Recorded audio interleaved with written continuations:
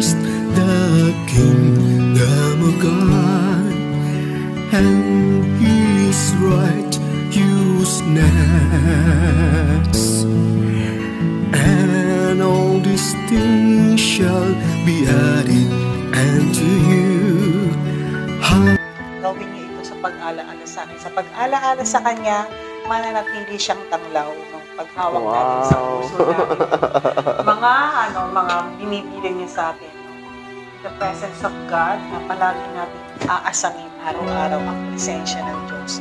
Holy darkness, blessed night, heaven's answer hidden from our sight, as we await you, O God of silence, we embrace your holy night. Tanglaw sa kadiliman. Mga kapatid, ito po ang napili nating pamagat sa linggong ito, the third Sunday of Lent or Kwaresma. Tanglaw sa kadiliman. Mga kapatid, alam natin na sa buhay natin, figuratively, makikita natin yung mga kadaliman ng mga dinadaanan natin sa buhay. Pag minsan, may mga decision tayo na nandiyan tayo sa kadiliman. Masasabi natin yung mga decision na yon, whether it is good or bad, makikita natin, parang madilim yung decision na yun eh. Ngunit may mga decision tayo na tanglaw sa kadiliman. Dahil yung decision na yon ay nagbigay ng pag-asa sa kadiliman. At mga kapatid, ito din po ang ating nais bibigyan ng pansin, ang ating music of the gospel song, walang iba kundi Holy Darkness. Darkness, blessed night, heaven's answer hidden from our sight, as we await. Sa kadiliman pala, ay masasabi natin na that is holy. Banal pala. May makadiliman pala, may dilim pala sa buhay na masasabi natin na that is banal. Dahil madiliman, ngunit nakikita natin yung pag-asa. Madiliman, ngunit nakikita natin na may liwanag. At bago ang lahat, welcome to the Music of the Gospel Sunday Reflection at mabuhay! Maraming salamat sa walang sawang pagbabahagi at nagbabahagi, nagla-like, na-subscribe sa Music of the Gospel Sunday Reflection. At mga kapatid, napakasaya natin at napakabuti ang Diyos dahil ngayon makasama natin ang isa sa nanay ng aming seminarya na si Brother Christian Montero. Siya ay isang katekista dito sa Resurrection Parish sa Paltok, no? Under the Diocese of Cubao. At ganoon din po, makikita natin dito na hindi lang po isang katekista ang ating panauhin ngayon sa Music of the Gospel, kundi siya din po isang lupon sa barangay ng Paltok, head ng mga prex dito, Parish Renewal Experience, at napakasaya na maging bahagi natin ngayon at mapakinggan natin. At alam ko, ang dami nating mapupulot na sa pagbabagiang ito, kasama natin ang ating panauhin. Walang iba kundi si Ate Irene o Sister Irene Montero. Sister Irene, welcome dito sa Music of the Gospel at salamat dahil hindi ka nagdadalawang isip nung nilapitan kita na maging kabahagi ng Music of the Gospel Sunday Reflection. Salamat po, Father, sa pag-invite sa akin dito. Although biglaan, pero bagamat tungkol naman ito sa ating Panginoon. So, maganda na nagagamit ako sa pagpapahayag ng tungkol sa Kanya. Yan naman, Father, siya. Maraming salamat sa pagkakataon ito. At hindi din po ako nagdadalawang isip, Ate Ay, because, yun nga, nakilala ko si Christian at alam ko na sa mga seminaryan kasi, nagsimula ang kanilang bukasyon, ginagamit ng Diyos ang kanilang mga mahal sa buhay, lalong-lalo na ikaw ay bukang bibig ni Christian pagdating sa pananampalataya. At napakalaking bagay.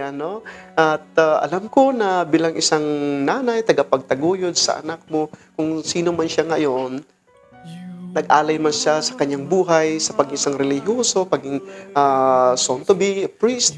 Ngunit again, ito ay nag-ugat sa inyo. Sa paglilingkod nyo sa simbahan, ito ang nakikita palagi ni Christian na masasabi natin, kahit pa man anong mga pagsubok sa buhay, nandiyan yung tanglaw sa kadiliman, ano?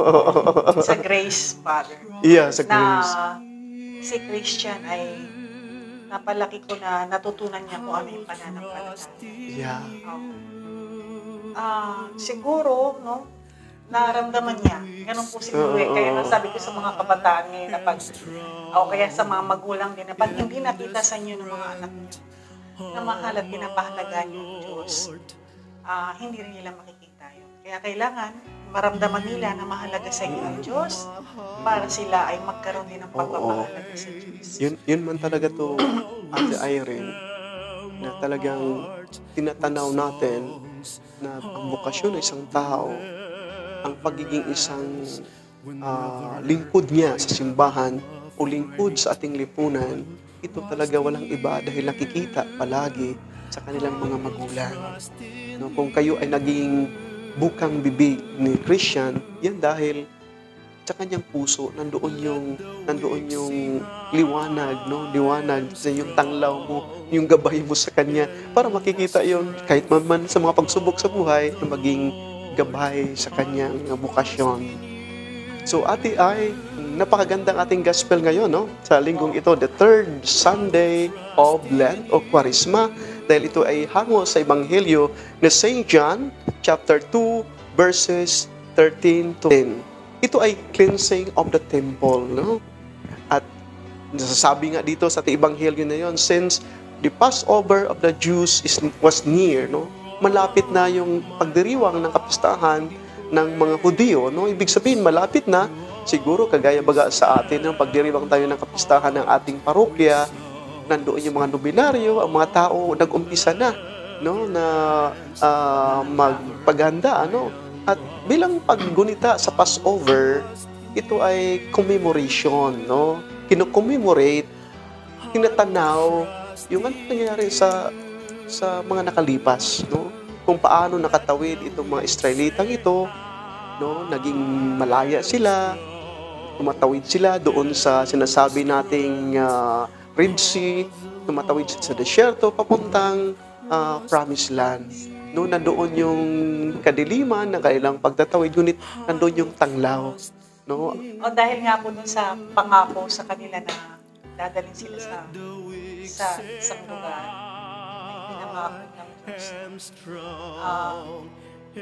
Dumaan sila sa mga pagsubok bago nila makita yung lugar na pinangako sa kanila ng Diyos. Sapagkat, alam mo yung lugar na yon, since na galing sa Diyos, parang gusto niya handa rin ang mga kalooban ng mga pupunta doon. Kaya hindi kagad nila nakita dahil hindi nila nakita na hinubog sila muna ng Diyos para sa lugar na pangako. Oo. May mga pagkakataon nga sa kanilang paglalakbay, para bagang nawalan sila ng pag-asa, no? Kagaya yung mga Israelitang yun, nagko-complain, Moses, dadalhin mo lang kama pala dito para kami magugutom. No yan? No? Same as tayo, no? Madalas tayo gusto natin, inuunahan natin ng Diyos. Diyos, no? Dinidiktahan natin ng Diyos. Sana pag nandun lang tayo sa kadiliman, na, Lord, asan yung bakit ganito? So, inahangad mo, no? Ang maganda nun naiintindihan ka ng Diyos. No? Naiintindihan ng Diyos. Sa mga kadiliman na pinagdadaanan. Kung naghihintay lang siya na ako yun, nagdadarating sa'yo. Alam mo, Ate Ay, nakikita ko rin doon yung tanglaw na ginagamit ng Diyos, si Moses, no, sa kadiliman ng kanilang paglalakbay, sa kalayaan, sa papunta doon sa desyerto, papuntang Promised Land, sa lupang pangako, nandoon yung tanglaw. No? Kahit pa man nanghihina, ngunit nandyan ang Diyos, hindi sila pinapabayaan. So, ang pagdiriwang pala ng Passover ay itong paggunita sa pagmamahal ng Diyos, sa paggabay ng Diyos. Ngunit yung nasumpungan ni Jesus doon sa templo, no? Hindi ito ang nagiging nangyari na paggunita sa pagmamahal ng Diyos. Sa sinasabi nating covenant, no? Sa covenant na nasasabi nating covenant kasi isang pakipag-ugnayan ng Diyos, no, sa tao. Opo. Ang pakipag-ugnayan nito is not all about punishment, it's not all about persecution, but it's all about love sa pagmamahal ng Diyos. At hindi ito makikita ni Jesus doon kasi ginagamit yung templo na isang marketplace, no? Napakatindi yung mga pangyayaring iyon. Siguro, Ate Ay, kung ikaw man po ay nandyan sa sitwasyon na nakikita mo ito, anong maramdaman mo doon? Ano? Siyempre sa buhay, marami tayong na-encounter na ganyan na pag may nakikita tayong hindi tama. Oo. Na paano, no, magagalit ka agad tayo. Pero, mararamdaman ko dito sa ginawa ni Jesus sa gospel, ang pagtatama niya ay nanggagaling sa pagbibigay niya ng paalaala, hindi ganito ang paghahanda na gagawin nyo. Yan, Hindi dapat ito yung nakikita sa templo nito. Hindi po ba? So yun, kaya ganun din, pag tayo may ginawang hindi maganda sa ating katawan, hindi ganun ang gusto ng Diyos. Ang katawan ay banal, no? At ang paghahanda mo na pagharap mo sa Diyos, parang ang paglilinis niya sa iyo ginagawa niya para maging karapat-dapat tayo sa Kanya. Ayun nga, Ate Ay, ang templo na na-refer dito ni Jesus ay isa din po ay templo niya. Hindi ba? Yung divine intervention baga ng Diyos. Ang salita ng Diyos ay nagkatawang tao, no? Nagkatawang tao na si Jesus ay hindi lang po isang Diyos, kundi tao na namumuhay katulad natin. At bilang isang tao, yan yung pagpapahalaga niya sa templo, di ba? Sabi natin nga, ang simbahan ay tayo mga tao. No? Pag sinasamantala natin yung simbahan, ang mga tao, pag ginagawa natin ng marketplace, para bagang yung buhay ng tao, yung kanyang dignidad, binababa natin. Para bagang binawaliw na natin yung kahalagahan ng buhay ng tao. Dahil yun nga, pag gano'n naman ang nangyayari, ano na yung mga tao? Paano na sila makipag-ugnayan sa Diyos? Na isang lugar na makikita nila, makapagdasal sila ng taimtim, makapagnilay-nilay tungkol sa kahalagahan ng pakipagrelasyon sa Diyos. Ngayon nawala yon. Kaya yun, hindi rin nila nakita yung plano ng Diyos kung paano niya babaguhin yung kadiliman na nagaganap. Oo. Ang pananaw ng tao, di ba, nung sinabi, itatayo ko to sa 3 araw. Oo. Ang pananaw ng tao, paano? Imposible ata. Kasi sa pananaw lang nila rin sila tinitingin, di ba? Ilang taong binil tong templo na tapos ikaw 3 araw lang. Ayan, So, hindi nila nakita hindi nila nakikita yon. ways ni God kung paano niya gagawin yung pagbabago. Ayan. At siya yung tanda. Talagang tampok na tampok yan, Ate Ay, dahil yun nga, nais ko rin pong bibigyan ng pagpapahalaga yung galit ni Kristo. Yes. Dahil talagang galit na galit siya, yun nga, yung mga table, binabalikwas niya, no? Talagang nandoon yung galit niya. Ngunit, alam natin, pag minsan kasi, na-associate natin yung galit na parang, ay, nagagalit ka, kasalanan yan. Nagagalit ka, parusahan ka ng Diyos. I think hindi po, Dahil ang galit ni Jesus ay galit dahil sinasamantala, binababoy, binatawag na binababoy yung tahanan ng Diyos. Ang tahanan ng Diyos ay tayo, mga tao, binababoy yung karangalan ng tao, yung dignidad ng isang tao. So, napakagandang titingnan yun dahil, yun nga, masasabi natin yung galit ni Jesus ay holy darkness, no? Sa ating awitin, holy darkness, blessed night, no? Dahil yun nga, yung galit na yun ni Jesus, alam natin, yes, matasabi natin, nagagalit man si Jesus. Ngunit, yung galit na yun ay may tanglaw. Matanglaw para makikita natin ang kahalagahan ng templong ito. Makikita natin ang kahalagahan ng ating mga sarili na ginawa tayo ng Diyos ayon sa kanyang kawangis at larawan at hinahasik ng Diyos hindi ang kasamaan, kundi ang kabutihan ng bawat isa. Makikita nawa din po natin ang kabutihan ng bawat isa, hindi yung kasamaan. Dahil kung ginagawa nating marketplace, yung templo, parang ano na ito? Makikita pa ba natin ang kabutihan ng bawat isa? Hindi na. Natural na naman, lalo na pag sa kabataan. Oo. Na pag parang nararamdaman ng gusto mo silang kontrolin. Hindi nila nakukuha na itinatama ka, hindi ka pinag. Oo. Minsan nauuna yung damdamin. Oo. Kaya na-i-experience ko yun sa mga kabataan. Oo. Binabalik ko tuloy, dati pa, ganun ako. Yung mga ganun. Pero, ganun pa man, mas mahalaga na maiparamdam mo sa mga kabataan.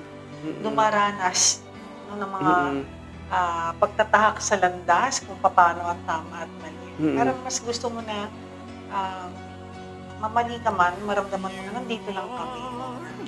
Handang gabayan ka para sa ikabubuti. Na-explain ko sa iyo kasi yan, Father. Sa mga kabataan kasi naghahawa ko ng mga kabataan. Grade 6. So, pinapangunahan mo na sa kanila yung mga plano. Right. Pumasok ka sa ganito, tiyak dilim. No? Pero anyway, andyan palagi yung tanglaw. Yung tanglaw, No? Oo. Hanapin nila. No? Pag minsan kasi, pag nagalit tayo, ang tingin nila na yung buong buhay nila ay parang dinisregard natin, or kinukondem natin, or pinapanisyan natin sila, pinaparusahan. Hindi po. Kundi makikita na yung tanglaw, napapagalitan ako dahil gusto na marating ko yung aking mga minimiti sa buhay. Gusto magkaroon ng liwanag ang aking kinabukasan. Ngunit, again, Ate Ay, may mga galit din po talaga na very personal. Nagagalit ka dahil gusto mo ma-acquire yung bagay na yon. Nagagalit ka dahil nagsisilos ka sa kanya. No? Nagagalit ka dahil yun nga, wala kang ganitong mga bagay. No? At may galit talaga, kagaya baga ni Herodias, ni Herodias or ni Herodes. No? Talagang kinaya nila na sa galit na nainis sila kay John. No? Pinaputulan ng liig, no? Si John, naging martyr si John dahil sa kapakanan, sa galit ng mga taong ito. No? At na-experience ko rin din, Ate Ay, na nakatanggap ako ng 3 sunod-sunod na banta, kamatayan, death threats, no? Way back sa yung ayaw ko ng immission, no? Yung saan ako nang galing, no? Sa parokya talaga, naging paroko din ako. Ngunit again, nakatanggap ako ng death threats dahil sa pinaglaban namin.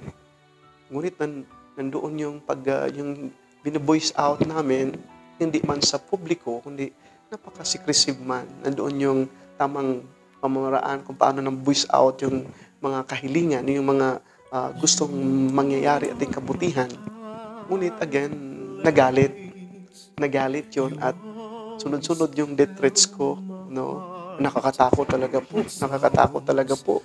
Talagang imagine, pag nagko-close ako sa gate ng simbahan, no? Kahit yung shadow ko, yung anino ko ay takot na takot ako. Kahit yun, pinaano ko sa mga pulis, kalaro ko ng basketball yung mga pulis. Ni-report ko doon yung death threats sa ito. Sabi ng mga pulis, wag kang ma-worry, Father, nandito lang kami sa tabi mo. Ngunit andun pa rin yung takot talaga. Grabe yung takot ko. Ngunit nakikita ko doon na talagang pag nanindigan ka rin sa tama, ay expected na may magagalit sa'yo. May magagalit sa'yo, nagtitingnan yung sarili lamang. At ito yung galit na nakakasira sa kapwa. Binababa natin ang karangalan ng isang tao. Hindi natin nakikita ang kahalagahan ng buhay ng bawat isa. Sa awa ng Diyos na nalagpas mo yung kadiliman na nararanasan mo.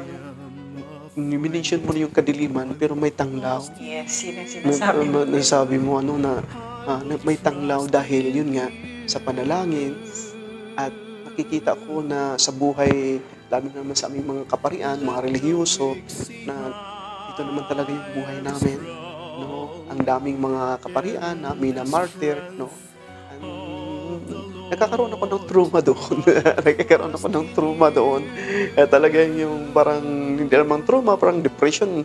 Alis na lang ako sa pagiging isang pare. Alis na lang ako dito.